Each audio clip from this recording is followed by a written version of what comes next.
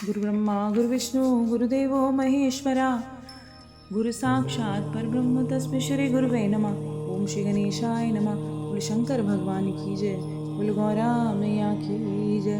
हर हर महादेव। पार्वती जी का नाम अध्ययन भी हो गया और नामकरण कैसे हुआ, उनकी विद्या कैसे हुई और नारद जी कैसे हिमान के यहाँ गए और पार्वती का हाथ देकर उन्होंने क्या फल बताया और उसका फल सुनकर हिमान को टेंशन हो गई, चिंता हो गई और उनको आश्वासन देकर पार्वती का शिव जी से विवाह करने का उनको बताना कि तुम शिव जी से विवाह कर दो और उनके संदेह का निवारण करना। अब ब्रह्मा जी कहते हैं कि नारद मैना के सामने महातेजस्विनी कन्या होकर भी जो सांसारिक नियम को पालन करने के लिए माँ बच्चे के समान रोने लगी, जैसे छोटे बच्चे रोते हैं। उनका रोना सुनकर सारी स्त्रियाँ भागी भागी दौड़ी दौड़ी चली आईं और उनका रूप देखकर, क्योंकि वो शाम रंग की थी, बहुत सांवली थी और उनको देखकर, लेकिन देखने में बहुत सुंदर थी, उनको देखकर सारी जो स्त्रियाँ थी उस भवन की सारी स्त्रियाँ खुश हो गई और हिमवान भी बहुत खुश हो गए। देवी शिवा के भवन में ऐसे बढ़ने लगी जैसे चंद्रमा बढ़ता है, जैसे पूर्णमासी का चंद्रमा बढ़ता है।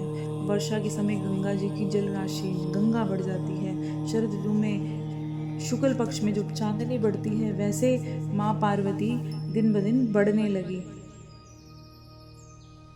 और उनके कुल के कई कुटुंबों ने, बहन भाइयों ने उनके नए नए नाम रख दिए।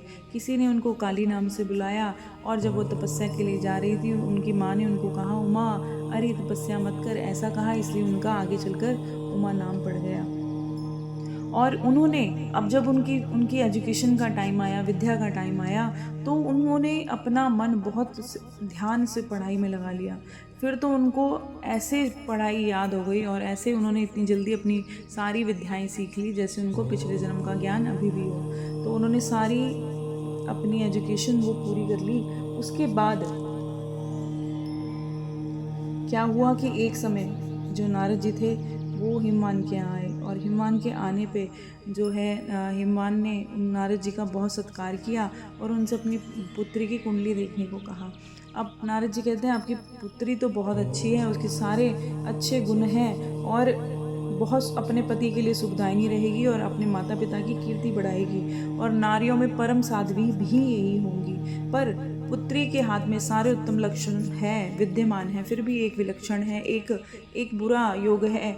वो दिख रहा है कि इन्हें ऐसा पति प्राप्त होगा, योगी होगा, नंग धड़ंग होगा, निर्गुण होगा, निष्काम होगा, ना तो उसके माँ होगी ना बाप होगा, उसे मान सम्मान का कोई ख्याल नहीं होगा, हमेशा अमंगल वेश धारण वो करेगा, ऐसा पति प्राप्त होगा। ऐसा सुनकर जो हिमवान थे वो और उनकी पत्नी तो बहुत दुखी हो गए, पर माँ पार्वती समझ गई कि वो किसके बारे में बात कर रहे हैं, वो शिव के बारे में बात कर रहे हैं।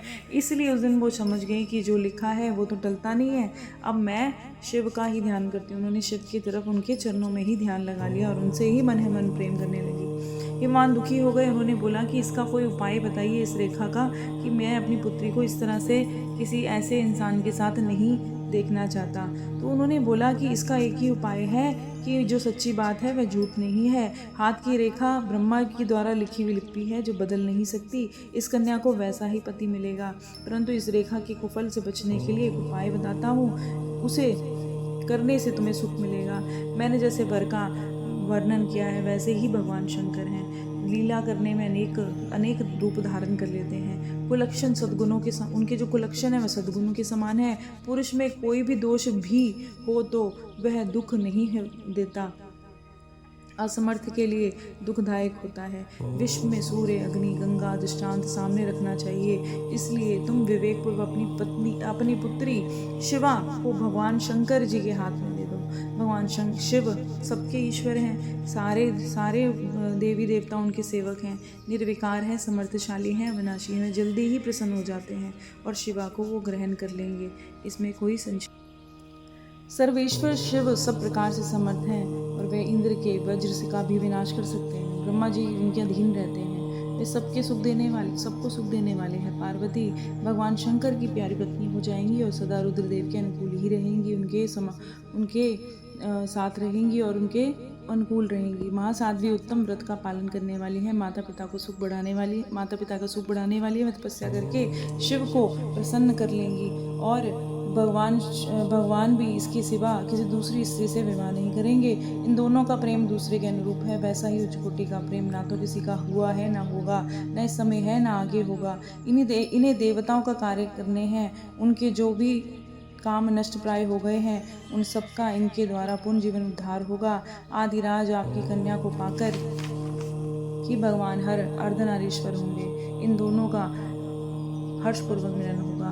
आपकी यह पुत्री अपनी तपस्या से, प्रभाव से सर्वेश्वर में ईश्वर को संतुष्ट करके उनके शरीर के आधे भाग से अपने अधिकार में कर लेगी, उनका अर्धांग बन जाएगी।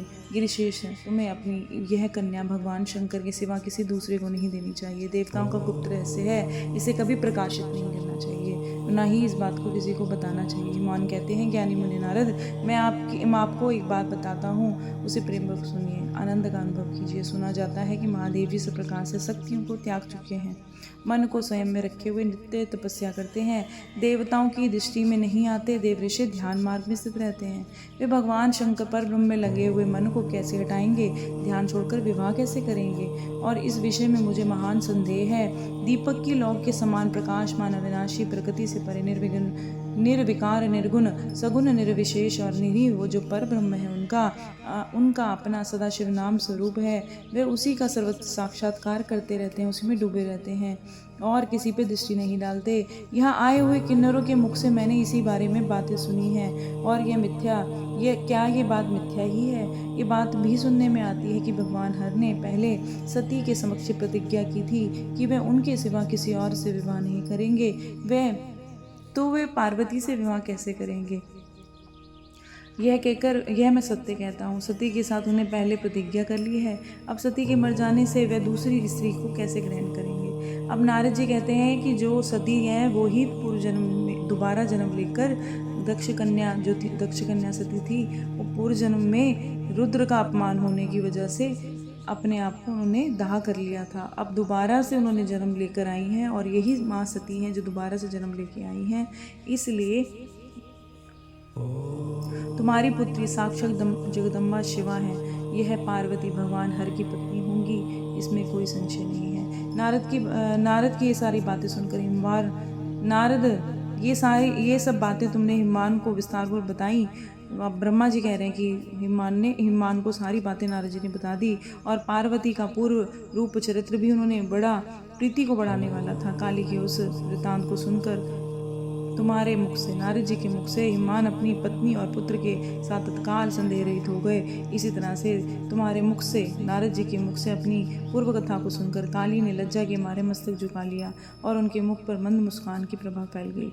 गिरिराज हिमालय पार्वती के उस चरित्र को सुनकर उनके माथे पर हाथ फेरने लगे और उनको प्यार करने लगे।